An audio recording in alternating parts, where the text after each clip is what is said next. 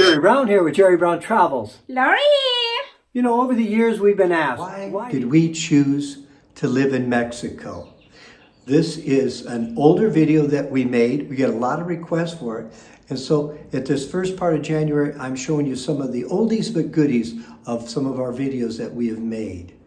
Now, we chose Mexico because actually at that time we had lost 50% of our retirement portfolio. So we were looking for a cheap place to live. We were actually in survival mode. We were, really didn't know what was going to happen. So in this video, we're going to talk a little bit about that. In the third part of this video, we're going to look at a little glimpse of Lori.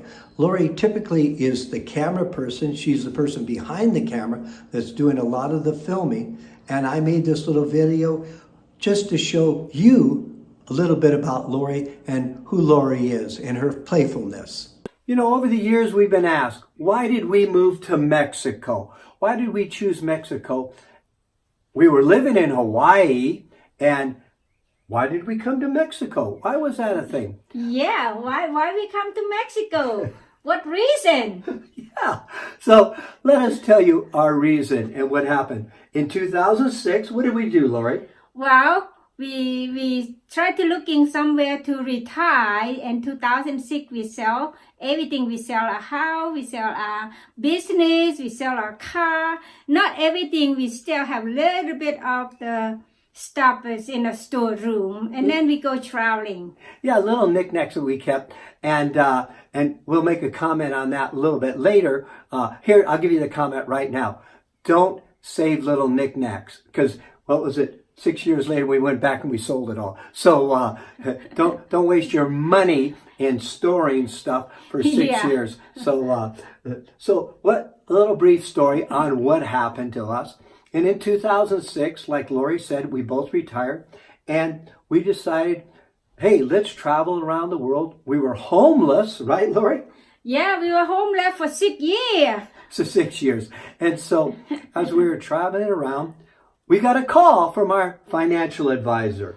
Yeah, so he said, well, you got to look at your portfolio. So what's up, honey? Yeah, so as we looked at our portfolio, bang, what happened was we lost half of it. Our retirement went down, down, down. And so we went and decided, where can we travel cheap? So we decided Mexico. We drove down here, and what our plan was to come down for 6 months. And I have been traveling in Mexico for a lot of years. And so nothing for me. I don't know any Mexico. Didn't know Mexico will exist.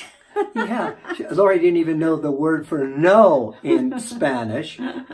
And so we decided to come down here to save money. And so our plan was 6 months. Well, I had heard about Ajijic Lake Chapala back in 1972. Yeah, that's what you told me, 1972.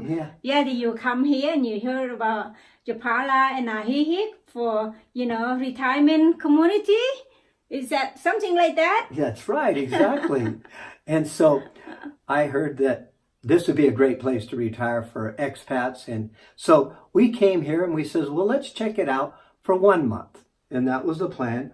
So we rented this apartment for, what was it? How much did we pay there? Well, total is about $350 a month. Yeah. Include internet and electric and water and everything, and the parking. It's kind of in a gay community, but it's not a community. It's just a private home, private apartment. Yeah, and so we decided that we would check it out for a month. Well, it didn't take us long because we were really enjoying Lake Chapala area here. And so 1 month wasn't going to be long enough. So we said, let's stay 3 months. So we ended up staying 3 months. In that time, what Lori and I decided to do, we decided how much was it going to cost to live here. So we kept records of everything that we spent, and we found out it was costing us $1,050 a month for everything, the rent, the food, entertainment, just about everything. And now remember, we have to clarify, how many years ago was that, Lori? I think it was about 10 years ago. Yeah, so today we can't live on that, and I don't think you could live on that. Definitely you couldn't live on $10.50 a month. So that's not the idea here. That was 10 years ago, and it's important. Things have changed here, and they've gone up significantly here. We moved from that little one-bedroom little apartment, and we moved to a larger unit, what was it, 3-bedroom. Yeah, it's a 3-bedroom. So, yeah, it cost us about $900 a month. I remember that. And it's make like feel like a home. And so we were settling in. So now do what Lori just said. We went from $350 a month for rent to $900 a month to rent. And so, so our expenses went up quite a bit more. So let's add it up. We're at $10.50, add another add about another $600 onto that. And that's what we were at. So we were about $1,600 a month at that point of our expenses. Yeah. And so we really fell in love with Mexico. Yeah, so especially the people here very, very friendly, even those all the gringo or Canadian or European, you know, they don't shy to say hello. If you say hello, they say hello, Buenos dias, and all Mexican people, they're all friendly, like a family, you know. That's what we fall in love with Mexico. Yeah, and so we weighed out the pros and cons about going back, and do we want to go back to Hawaii again and live? Hey, that was way too expensive for us, especially at this level, because our retirement portfolio fell in half. And so we established a home base here. And then out of that, over the years, we have traveled.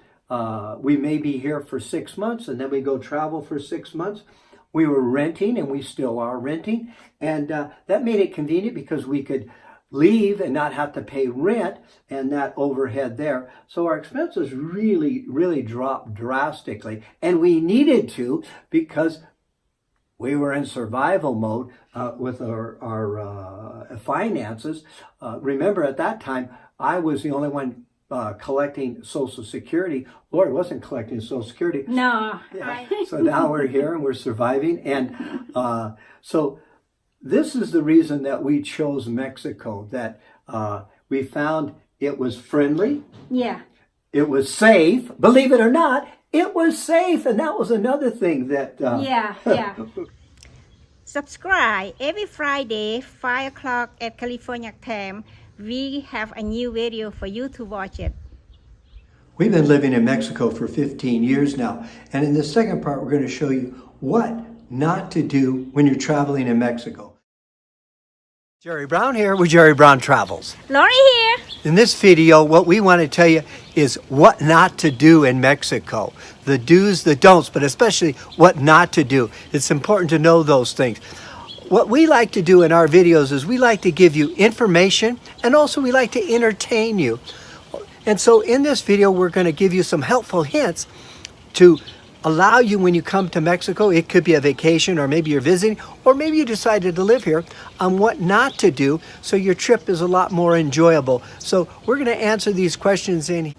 Don't expect to use your Google Translator here. I bought one, and it's on my phone, I should say, and I was expecting to use it. I thought, this is great. I won't have to learn Spanish. I can use my Google Translator. But the problem is, in a restaurant and around, it's so noisy around you. So all these sounds are coming from all different things. And your little device you have in your hand, it's picking up all those sounds. It gets confused. And so it's very frustrating. If you want to use the voice part, if you want to type it in and you want to do the text part of it, do that, and that'll simplify it for you. So don't expect your Google Translator to translate for you. Lori, what shouldn't they do? Well, they shouldn't drink the tap water. No, don't drink the water. But you know, ice cubes are okay because they purify the ice, especially in the resort areas and in the restaurants here. Mexico has a law that they have to use purified water for ice here. Yeah, in the restaurant. Not sure. So by watching the water that you drink, get the bottled water, and there's the cap on it, it's sealed. Make sure that sealed is there, and that way you're not going to get Montezuma's revenge. Yeah, make sure you eat. Make sure you clean your vegetable very well Yeah. if you're gonna cook yourself. Yeah, and fruits too. Make sure they're washed. So you don't want to eat vegetables and fruits unless they're washed. Yeah, make sure you wash very, very, very, very good. Yeah. And the other thing, don't expect the Mexican food gonna taste like Mexican food in USA or Canada. This is a real Mexican food. It's a taste different, okay? Yeah, and so watch out too. If you're not used to spicy, be careful with that too, because again, don't eat too spicy of food. That could create a problem. It could make your stomach ache if you eat too spicy. The other thing, don't forget the tip. The taxi or the waiter or waitress, they don't have pay like a regular pay, so they pay less and then they expect the tip. And this tip is gonna be 10% to 15%. That is good help for them. Yeah, so it's important that they tip. You know, it's a poor country, and you know, just be generous with your tips. They really do appreciate that here. The other thing is you want to make sure that even in a gas station, you tip the gas station attendant. That's how they get paid, just by tips. And so be generous with your tips. Now, what won't hurt at all is if you brush up on your Spanish. So don't expect them to understand you. Remember, you're in Mexico, you're visiting Mexico, so brush up on your Spanish a little bit. You know, it doesn't have to be too complicated. Could be just like good morning, good afternoon, good day, how are you today? Just little things like that. And they feel very, very happy when you use, you know, a little bit of Spanish. And in a restaurant, maybe you want to get a few words there, and that'll help you out, especially if you're vegetarian or vegan and something like that. So learn those words. Yeah, it's a good idea to learn all of the words a little bit, even they don't understand, but they see you try. They're very happy and appreciate who you are. Don't pass up the opportunity to socialize with some of the local people here, and they're very gracious. Be cautious, you know, if somebody approaches you on the street and you feel like you don't feel comfortable with it, but if you feel comfortable with them, don't, you know, pass up that opportunity to make friends with them. We've had a lot of great relationships as we traveled and meet the people. They'll even take us in their house. We can meet the family and stuff like that, you know, and eat there and stuff like that. It enriches your whole experience when you're traveling here. So The other thing, don't drive at night because it's not too safe to drive at night. And make sure it's on the daylight and you can see better. yeah, because safety here. So don't drive at night. The other thing here, a lot of times you come here, especially if you're here for a month or 2 or 3 or 4 or something like that, don't adopt a dog. Don't adopt a dog, you know what I mean? Especially if you don't plan on taking it back with you. If you don't plan on, you know, be able to do that, don't adopt a dog. Yeah, it'll be difficult to do it when you leave. Don't drink and drive. Yeah, be careful. You know, remember, don't go out and get inebriated. Don't get so drunk and all that stuff that you ruin your vacation like that.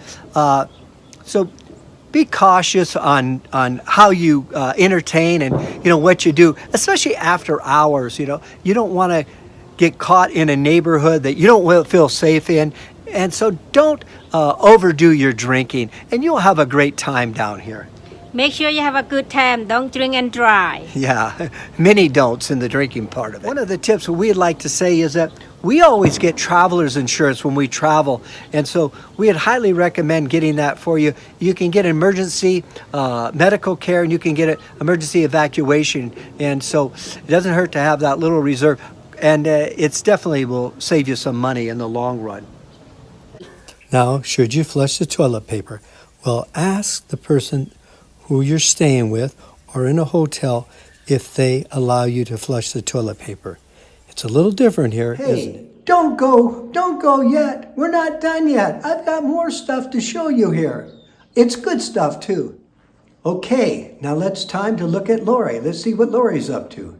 Hi everyone. The thing I'm not in the video often because I'm the camera girl. I can't be in the video if I take a picture, okay? So I apologize for that. For all who watching want to see me, now here I am.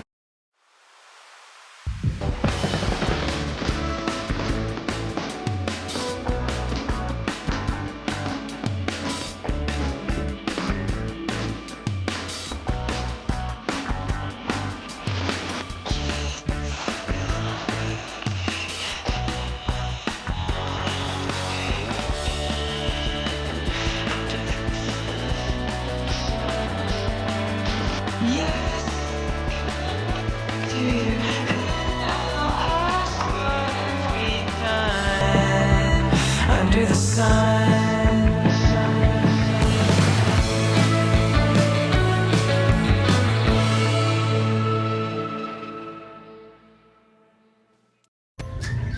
Wow, what do I do? That's my little video. So give me a subscribe or thumb up or send me a comment and bye bye. Would you like more information about Mexico? Would you like to maybe have a plan, something that's customized for you that would help you to transition into Mexico? Is this something that you would like? Well, I have the answer for you.